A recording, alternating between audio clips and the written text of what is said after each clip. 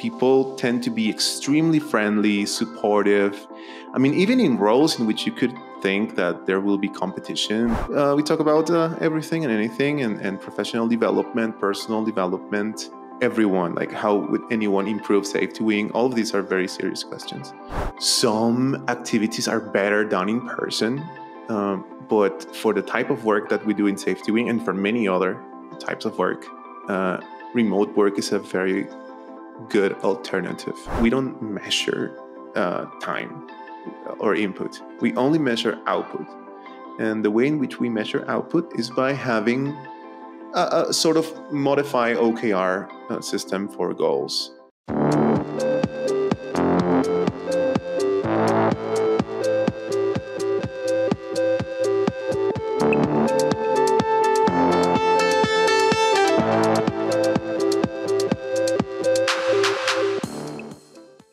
We are here with Adrian Salazar, Head of Culture and Integrity at SafetyWing, a travel and medical incident insurance built specifically for digital nomads. Adrian's background is actually in brand strategy and design, a unique road to his current position. I'm looking forward to hearing his perspective today. Adrian, thanks so much for being on with us. Oh, thank you for having me. Start by telling us more about SafetyWing, your role, and some of the previous experiences that led you to the role. Gotcha. Okay, so in SafetyWing, we're building a global social safety net, which is health, income, and retirement protection for everyone, everywhere.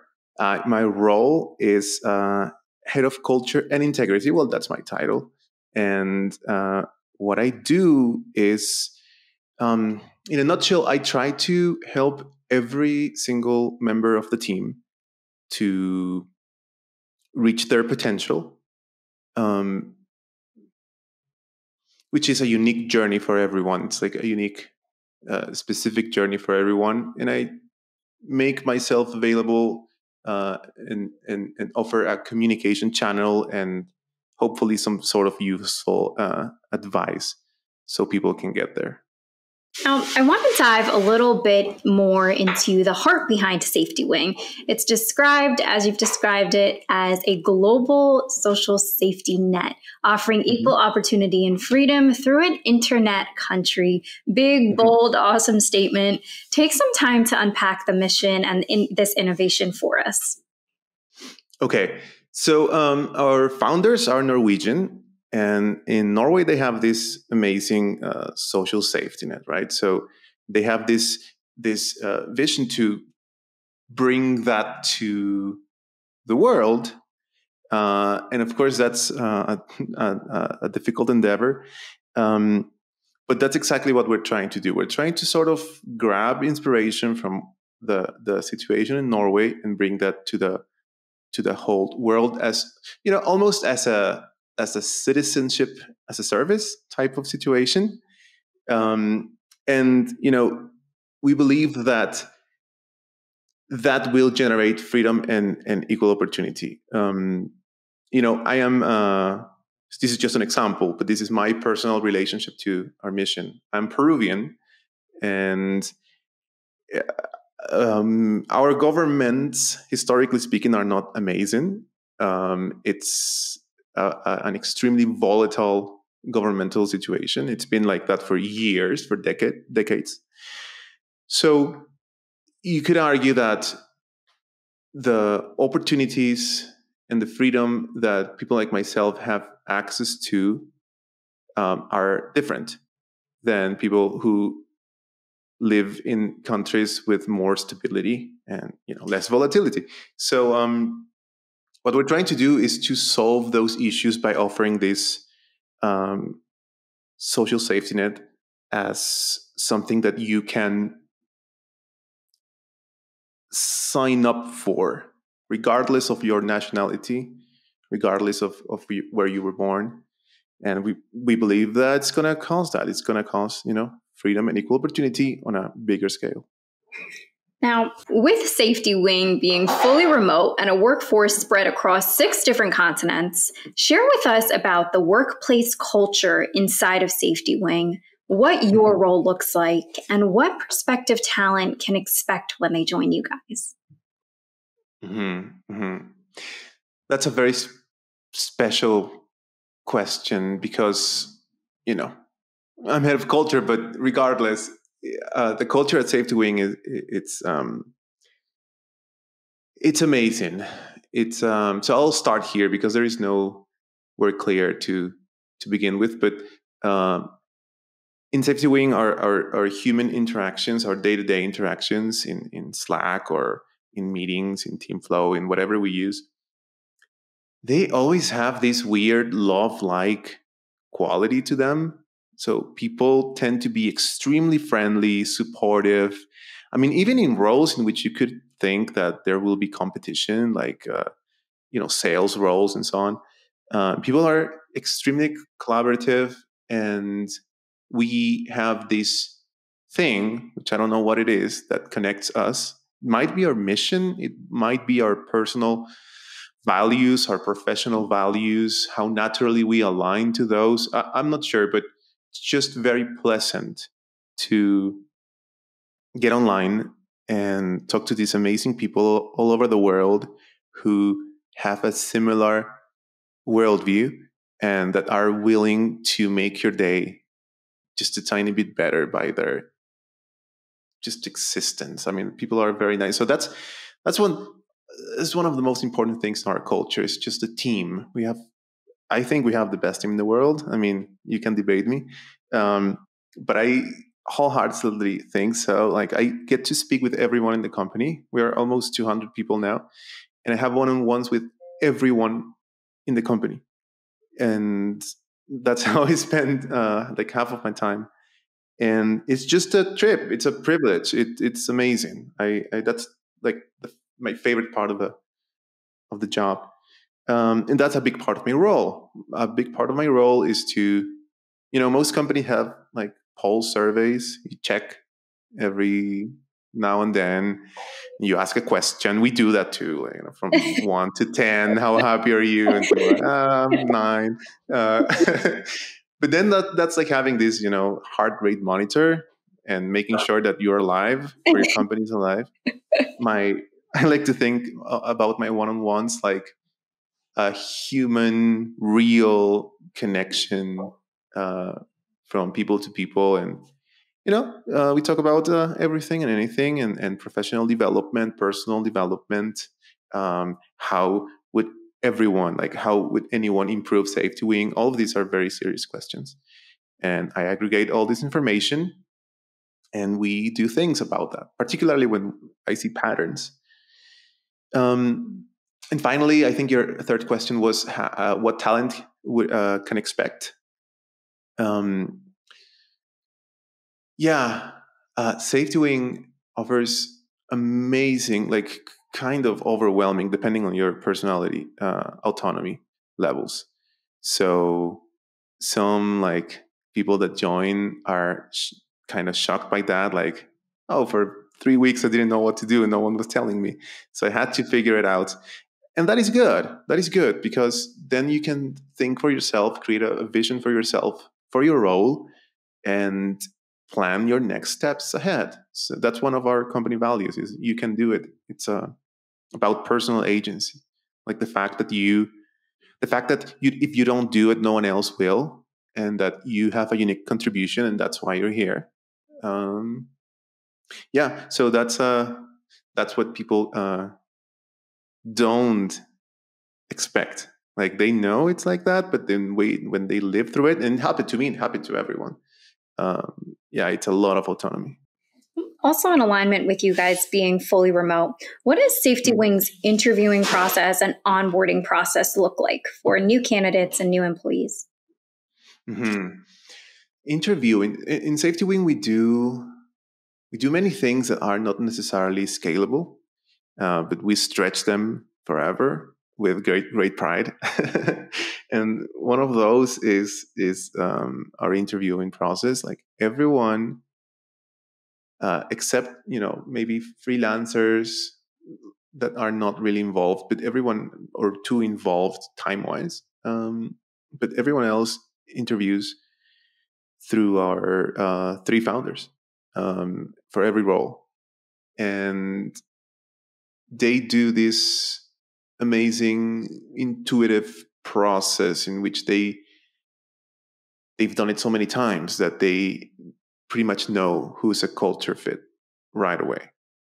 And that is a big aspect for our hirings. A culture fit is very important to us because you see this in every kind of team. Like if you think about whatever football team or whatever kind of team, you can get the superstar.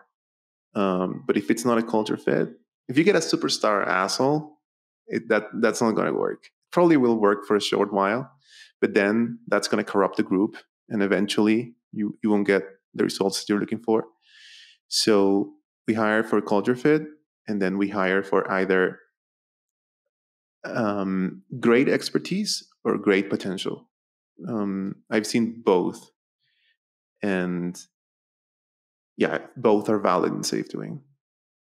And onboarding is one of those things that we are eternally improving. we're never happy with onboarding. Now it's very structured. It used to be much more unstructured. And what you can expect is, a bit of everything. A bit of the tools, although tools are tools. You get to know the team. You get to book meetings with a few people. You get to know your team, like your immediate team. We put a lot of emphasis in talking about our mission, vision, and values. That's very important for us. Actually, Sondra, our CEO, will do that personally. So it used to be one-on-one. Now it's very small groups. But he is very passionate about this, and he's very good at it too. So he will do these culture introductions. In a nutshell, that's all interesting about our onboarding. In my opinion, the most interesting part is just being there, like being in the SafetyWing environment and feeling the autonomy, feeling the team, feeling the vibe. Someone described it as the SafetyWing DNA, which is a thing. You get to absorb that. That's my favorite part. And a quirky thing that we do is that we create a bird caricature for every one of us.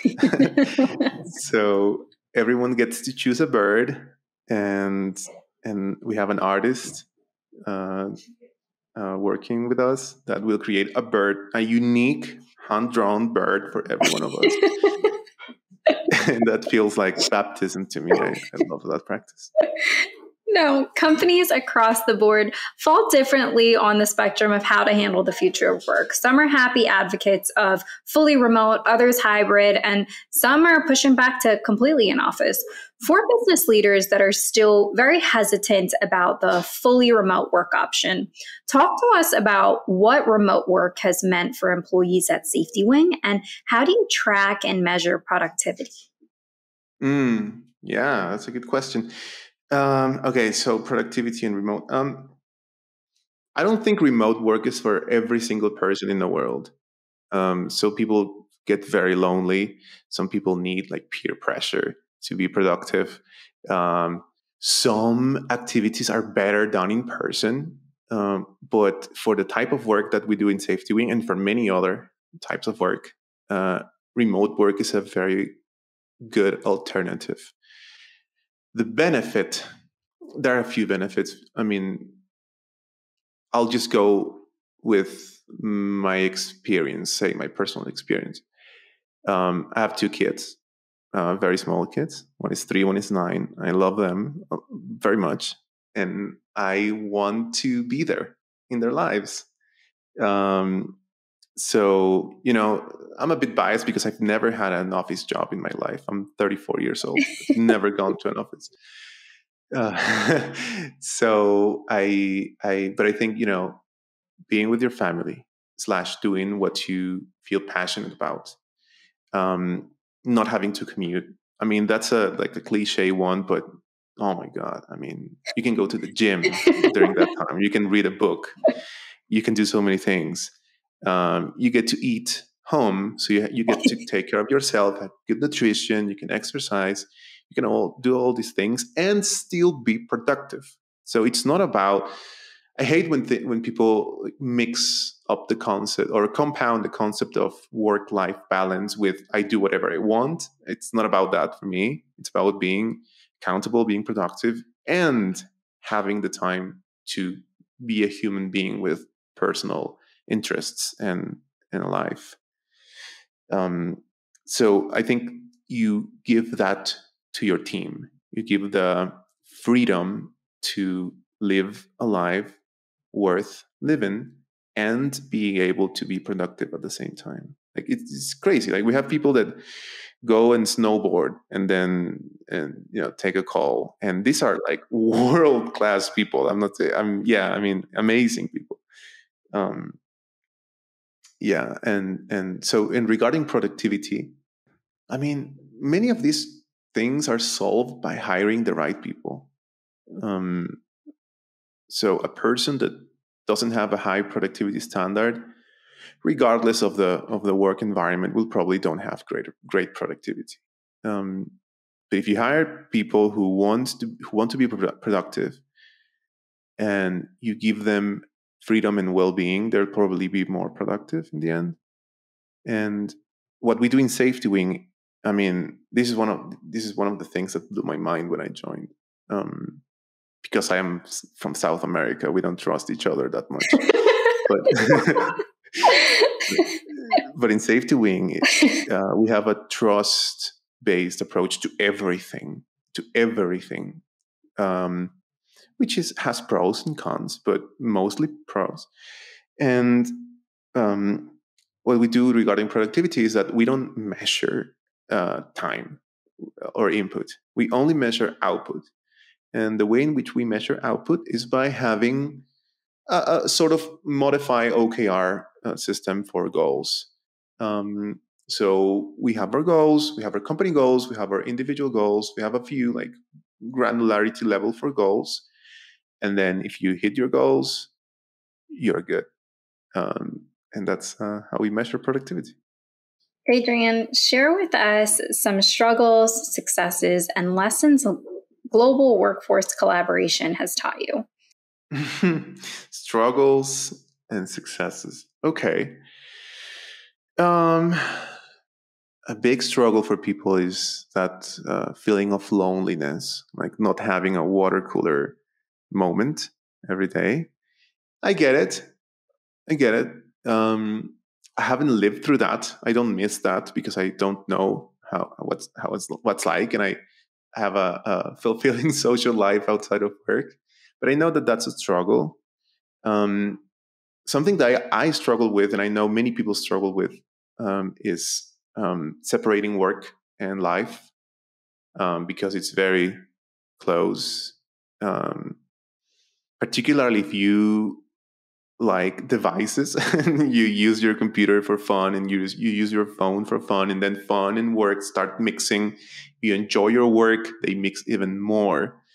So separating those two, taking enough time to do other things, taking enough time to take care of yourself, that seems to be a struggle that many people go through. And a good way to combat that is to talk about it, to talk to other people, to share the struggle, and to share a few tips on how you deal with that. With that said, I don't really see ambition as a bad thing. So it's good to take care of yourself, but it's also good to go through periods of stress. Like if you exercise, that's exactly what you do. You go to gym, you put your body and your mind under stress, and then you rest. That seems to be a good cycle. And successes, right? You said that too? Mm-hmm. Successes and lessons global workforce collaboration has taught you. Global workforce. I think the biggest one is being able to access the most wonderful talent in the world and not being restricted by a city or by a region. That's amazing. Like I work with a lot of people, but you can find talent in Austin, Texas, and you can find talent in Paris and in Medellin and in Oslo. I mean, and everywhere else. It's amazing. Um, yeah, I think that local businesses or businesses that operate in a regional way, they are missing out on the best talent. To me, that's the and that's like real diversity. That is intellectual diversity, which I believe is the best kind of diversity. Um, and we have access to all of that. And yeah, that to me, that's the number one like thing to celebrate about this global thing. Last question for you, Adrian. At Solvable, we are all about what drives purpose and meaning for people at work. So I would love to know what drives purpose and meaning for you at SafetyWing. Very important stuff. To me, it's our mission. I have a personal thing with our mission. Most of us do in SafetyWing, and from different perspectives. Again, I'm from Peru. Not a great passport. Not a great, technically a great country. It's a great country for many things, for many reasons, but not necessarily because of how great being a citizen is. So my personal motivation, my purpose is to create a world that is better for my kids, that they have more opportunities, more freedom than what was offered to me because of my place of birth. Um, I think our mission is lofty and good. It's a good cause. It's something worth doing. And many of us, if not all of us, come to work every day with that in mind to different degrees, but we have that motivation of, we're doing something good, something that will improve the world. That's number one. And number two, which is not far from number one, is we have the most amazing team. So we love working with each other and we do it for each other as well. I mean, this is personal philosophy, but biggest part of our lives, technically speaking, time. We invest a lot of time, which is like our only currency, real currency, non-renewable. You spend it once, never again will return. So we are spending our only human currency doing this thing. And this is what we will remember. This is our legacy in a way. It could be a small or a big contribution, but this is the thing that we're doing in life. And we're doing it with amazing people and for a great reason. So yeah, I'm constantly motivated by that. Adrian, thank you so much for being on with us today. And thank you all for listening to Architects of Contemporary Hiring.